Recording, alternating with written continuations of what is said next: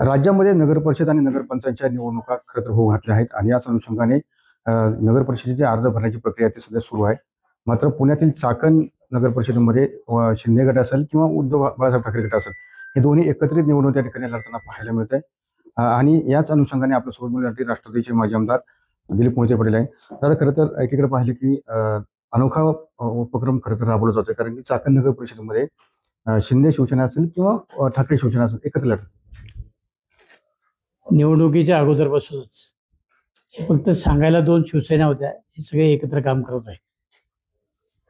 का आता ते शिंदेना फसवतात का ठाकरेंना फसवतात हे मला माहीत नाही, परंतु ठाकरेंच्या सभेमध्ये नितीन गोरे आणि त्याचा परिवार त्या ठिकाणी उपस्थित होता.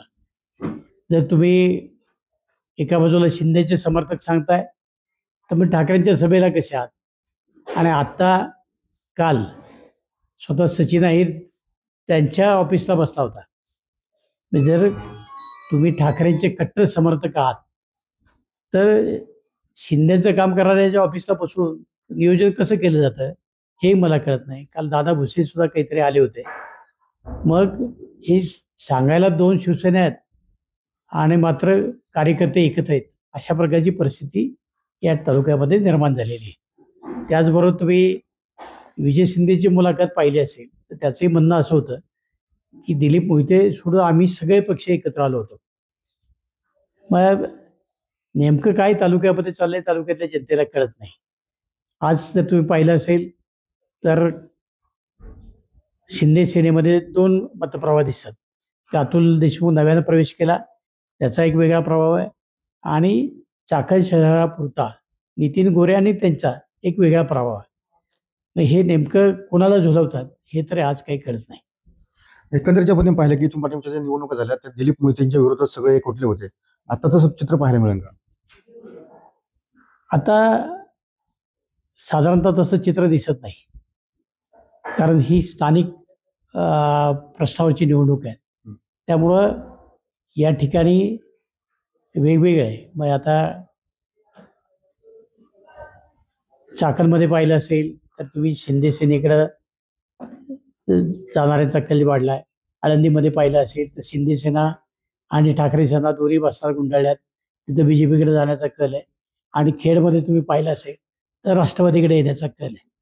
त्यामुळं आज तिन्ही शहरामध्ये बाकी सगळे विरुद्ध राष्ट्रवादी अशा प्रकारचं निवडणुकीचं एकंदरीत वातावरण तुम्हाला पाहायला मिळेल. एकीकडे पाहिलं की खरं तर चाकण नगर परिषदेमध्ये नगराध्यक्ष पदाचे भाजपचे जे वाडेकर होते ते तुमच्या पक्षामध्ये प्रवेश केला, तुम्ही त्यांना त्या ठिकाणी AP फॉर्म दिलाय. नाही, मुळामध्ये आपल्याला कल्पना असली पाहिजे की त्यांची जी सून आहे हे आमचे बीडचे जे राष्ट्रवादी काँग्रेस पक्षाचे जे जिल्हा परिषद सदस्य होते, तिचे आई आणि वडील दोघेही. तर त्यांचा आग्रह होता, ते अजित पवारांकडे गेले होते की आमच्या सुनबाईला या ठिकाणी संधी द्या.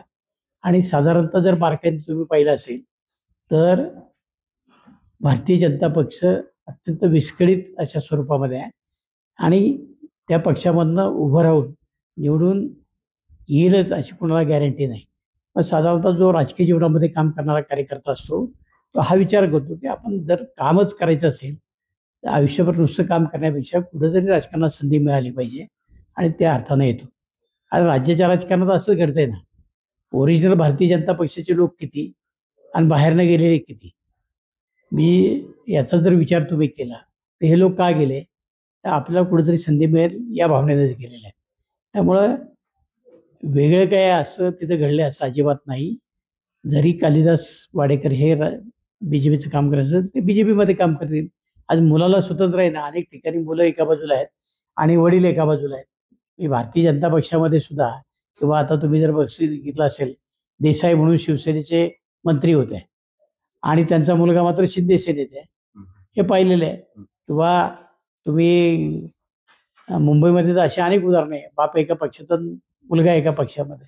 त्यामुळे वेगळं काही चित्र आहे असं अजिबात नाही, एकच चित्र आहे. एकंदरीतच्या पद्धतीने पाहिलं की मतदारसंघामध्ये तुमच्या मतदारसंघामध्ये 3 नगर परिषद आहे.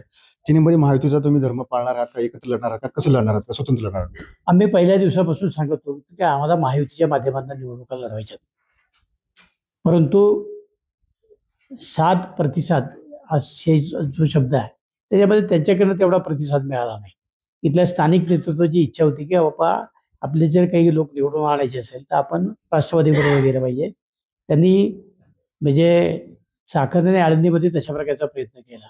पण एक दिवशी अचानक महेशदादा आणि प्रदीप कंद यांनी सांगितलं की नाही, वरनं आम्हाला आदेश आहे की सगळ्या ठिकाणी स्वतंत्र निवडणुका लढवायच्या. आता त्याची इच्छा आहे सर्व ठिकाणी त्या निवडणुका स्वतंत्र लढवायच्या, तर त्याला आमचा काही दोष नाही. आम्ही मात्र महायुतीतून निवडणुका लढवा या विचाराचे होतो, आजही आहे. नक्कीच. आणि शेवटचा प्रश्न खरं तर आमदार बाबाजी काळे यांनी त्यांचा व्हिडिओ व्हायरल होतोय की ज्यावेळेस रिंग रोड आले, प्रकल्प आले, त्यावेळेस काय आमदार मेले होते का, असे शब्द तुमच्यावरती होते?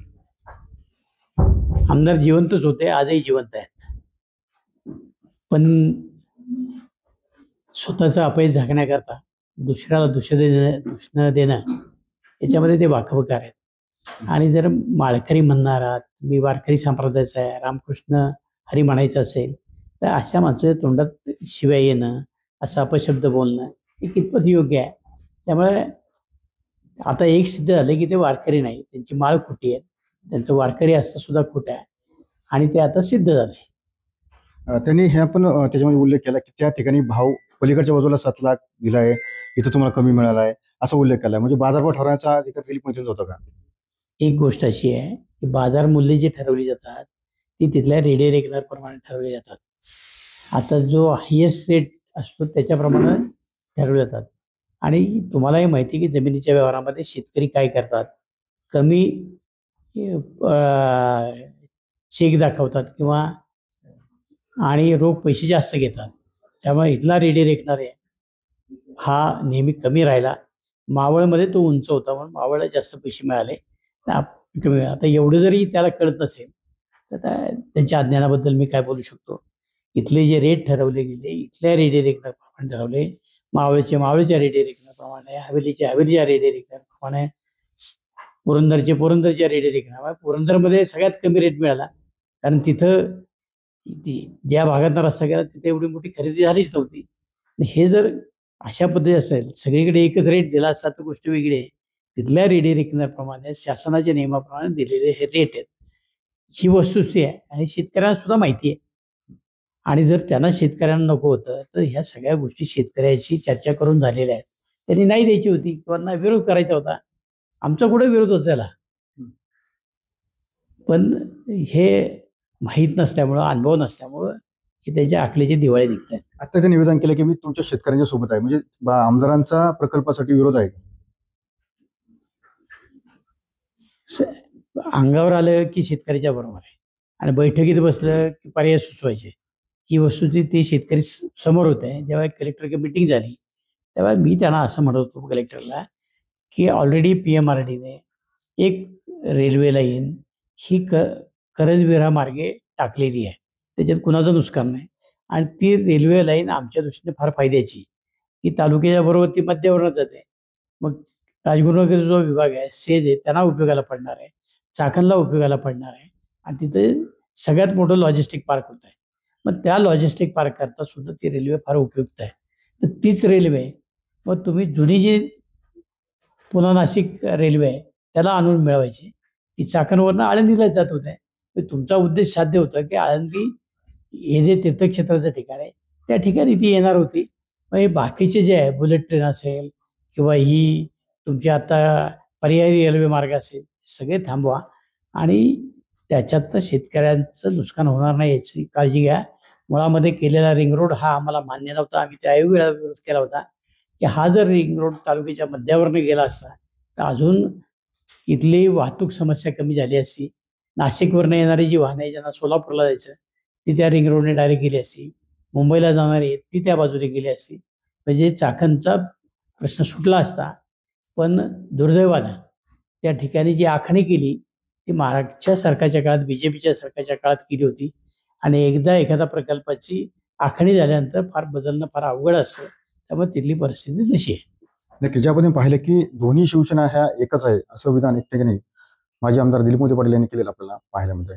कॅमेरा अभिषेक सर्वे, TV9 मराठी, राजगुरुनगर, पुणे.